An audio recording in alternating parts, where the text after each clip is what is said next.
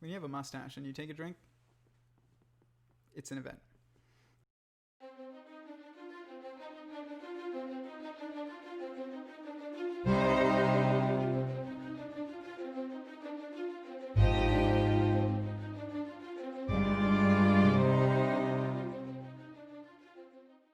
I'm back.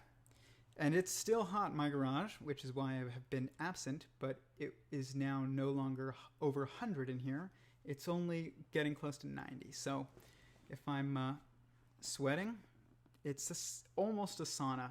It's not quite a sauna anymore, but it was. But we have to go on because I have too much to talk about.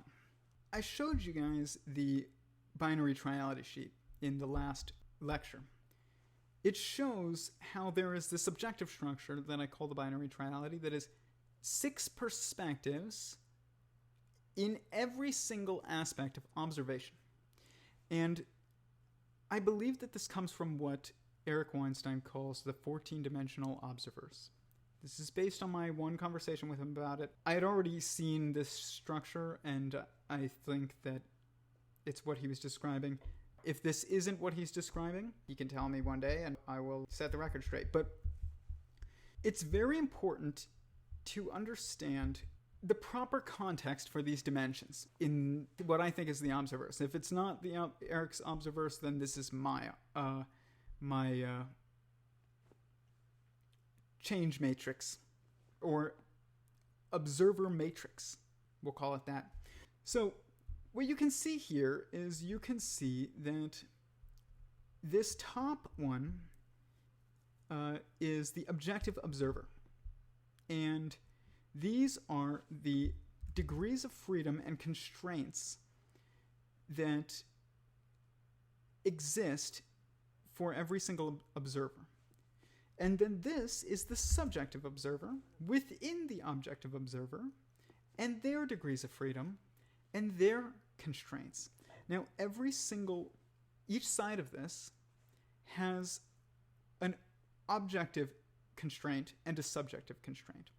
And we are inside of probably another universe, and then that one is inside another universe and another universe, and all of it is inside of God.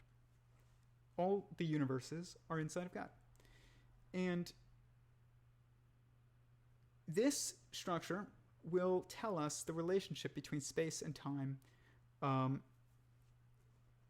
and options and limits of you and me, and also all the consciousnesses within you and me.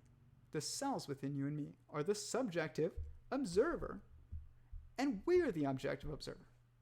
Imagine you are God, and you're a mind, okay? Not a brain, a mind, okay? And within you, you have another mind that you've made. Now, between the two of you is a matrix of interaction, of mathematical interactions that you two can engage in. And they are actually due to our structure being a mirror image of their structure, and their structure being a mirror image of our structure. So when we take time and space into account, and we realize that time and space are not two things, they're one thing. And this is not a new idea, but nobody really easily discusses exactly what this means. And I'm going to use this model to show you exactly what that means. This model shows us where space-time comes from.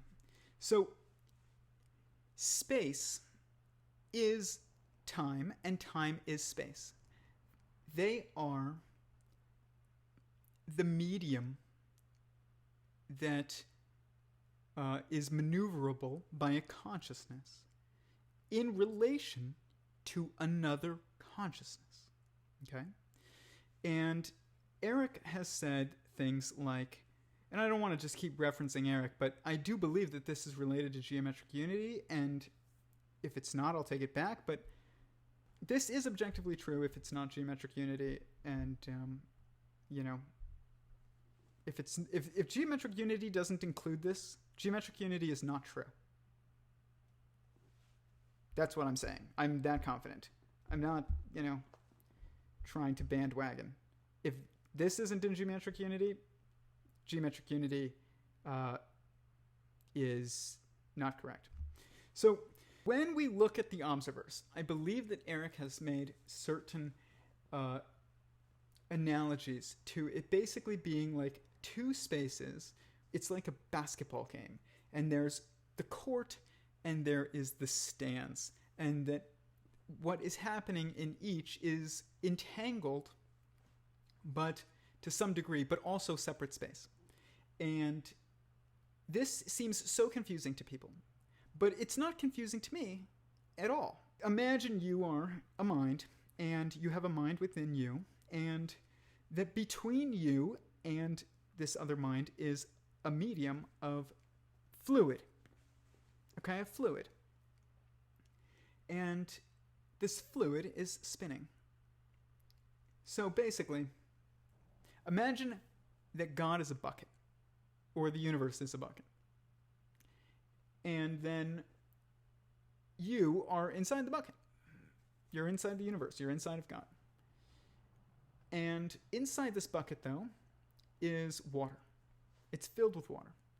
And this water is spinning because the bucket is spinning. And you are stuck inside of this water. And you're just like a little, a guppy. Okay? You're a guppy in a bucket. And the bucket is spinning. And you are in this water. If you're not in the very center, which you're not,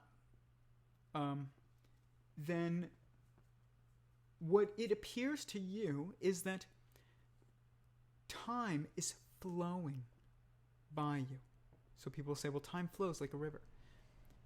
It appears like it flows like a river, but it's not actually flowing like a river. It's spinning in a vortex. And you can maneuver as your little guppy inside of this space, but you are constrained by the spin of the fluid of the water because of the spinning of the universe, because it spins faster than you can swim. Okay? And this creates a constraint. You can go one direction, but you can't go another. This is why you can't go backwards in time. And it is because you can't move fast enough to overcome the speed of the spin of space-time, of the universe. You can go to the future. But not only can you go to the future, you will go to the future, because you can't swim against the current fast enough to overcome the spin. So it will eventually move you. Now, you can go forward faster, because you can kind of like when you're catching a wave and you're swimming with the wave, you can swim faster because the wave is pushing you, and you are also like, you're not fighting it, you are using it. You're in sync with it. This is exactly what happens when you go really, really fast, and time slows down for you, and therefore you went to the future because you can do it, but you cannot go to the past.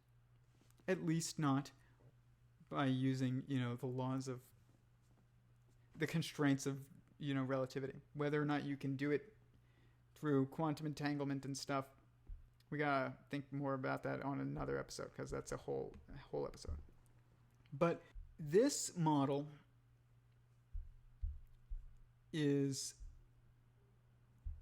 what gives rise to the binary triality, which is these 6 perspectives inside of the interaction between an objective and a subjective consciousness within that objective consciousness. The interaction between the court and the stands, or between the guppy and the bucket. Okay? And imagine that this is a bucket that is actually a conscious being like a guppy. So you can see that it's 4 aspects that define each of these consciousnesses, of these beings. These sentient beings are defined by 4 aspects. And these follow a Yud-Hey-Vav-Hey pattern. So Yud-Hey-Vav-Hey pattern is, Yud-Hey-Vav-Hey, which is, it's a spin structure, okay? And this is exactly what this is doing. You're spinning, the universe is spinning, you are the universe to your cells, and they're spinning, and they are the universe to the molecules to the DNA within your cells, and that is spinning, and, so is an atom within those molecules.